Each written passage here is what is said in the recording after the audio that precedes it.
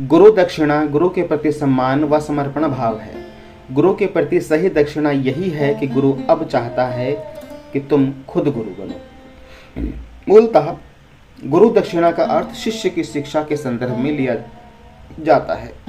गुरु दक्षिणा उस वक्त दी जाती है या गुरु उस वक्त दक्षिणा लेता है जब शिष्य में पूर्णता आ जाती है, अर्थात शिष्य गुरु होने लायक स्थिति में होता है। गुरु के पास का समग्र ज्ञान जब शिष्य ग्रहण कर लेता है और जब गुरु के पास कुछ भी देने के लिए शेष नहीं रह जाता, तब गुरु दक्षिणा सार्थक होती है। गुरु द्रोणाचार्य को युद्ध भूमि में जब अर्जुन ने अपने सामने प्रतिद्वंदी के रूप में देखा तो उसने युद्ध लड़ने से इनकार कर दिया था। यह अर्जुन के शिष्य के रूप में द्रोणाचार्य के प्रति प्रेम व सम्मान का भाव था।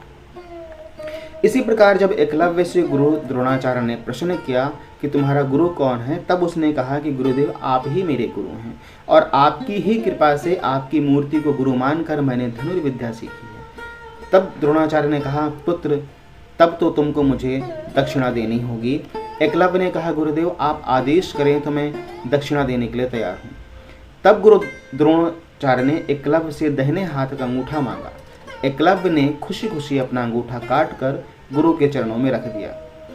इससे एकलव्य का अहित नहीं हुआ, बल्कि एकलव्य की ख्याति दूर दूर तक फैल गई और वो एक इतिहास पुरुष बन गया। गुरु का प्रेम दिखने में कठोर होता है, किंतु उससे शिष्य का जरा भी आहित नहीं होता। गुरु का पूरा जीवन अपने शिष्य को योग्य अधिकारी बनाने में लगता है। गुरु तो अपना कर्तव्य पूरा कर देता है, मगर दूसरा कर्तव्य शिष्य का है कि वो गुरु दक्षिणा दे। हिंदू धर्म में गुरु दक्षिणा का महत्व तो बहुत अधिक माना गया है। गुरुकुल में शिक्षा ग्रहण करने के बाद जब अंत में शिष्य अपने घर जाता है, तब उसे गुरु दक्षिणा देनी होती है। गुरु दक्षिणा का अर्थ कोई धन दौलत से नहीं, वो ये गुरु के ऊपर निर्भर है कि अपने शिष्य से किस प्रकार की गुरु दक्षिणा की मांग करे। गुरु अपने शिष्य की परीक्षा के रूप में भी कई बार गुरु दक्षिणा मांग लेता है। कई बार गुरु दक्षिणा में शिष्य ने गुरु को वही दिया जो गुरु ने चाहा। गुरु के आदेश का पालन करना शिष्य के जीवन का परम कर्तव्य बन जाता है और कई बार तो यह जीवन मरण का प्रश्न भी बनता है। विवेकानंद ने अपने गुरु के आदेश से पूरे विश्व में सनातन धर्म का प्रचार प्रसार किया। छत्रपति शिवाजी अपने गुरु के आदेश अनुसार शेरनी का दूध निकाल कर ले आए और गुरु दक्षिणा के रूप में पूरे महाराष्ट्र को जीतकर अपने गुरु के चरणों में रख दिया। कृष्ण व बलदेव ने सांदीपनी के आश्रम में कुछ ही महीनों में समस्त प्रकार की विद्या ग्रहण कर ली, शिक्षा प्राप्त कर ली। इसके अनंतर गुरु दक्षिणा देने की बारी आई। गुरु ने कृष्ण से बहुत दिन पहले उनके पुत्र को समुद्र में एक मगर ने निगल लिया था, उसी को ला देने की बात कही।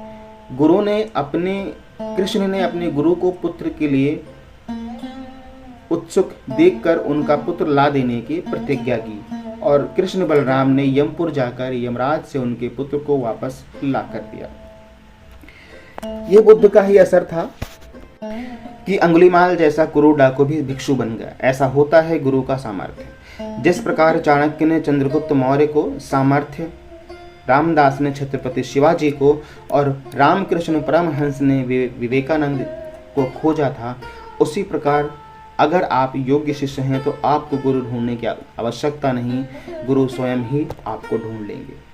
आप तैयार हैं दक्षिणा देने के लिए, अर्थात अपने समस्त अहंकार, घमंड, ज्ञान, पद व शक्ति, अभिमान सभी गुरु के चरणों में समर्पित कर दें। यही सच्ची गुरु दक्षिणा होगी। आपको तय करना है कि आपको पुट्टल वाला शिष्य बनना है या जो गुरु को ज्ञान का देवता मानता था वैसा शिष्य बनना है। साथियों, छोटी सी जानकारी थी। यदि पसंद आई हो तो वीडियो को लाइक और शेयर कीजिएगा। चैनल पर अगर आप नए थे तो चैनल को सब्सक्राइब करके बेल आइकन दबाना मत भूलिएगा। मिलते हैं अगले वीडियो में।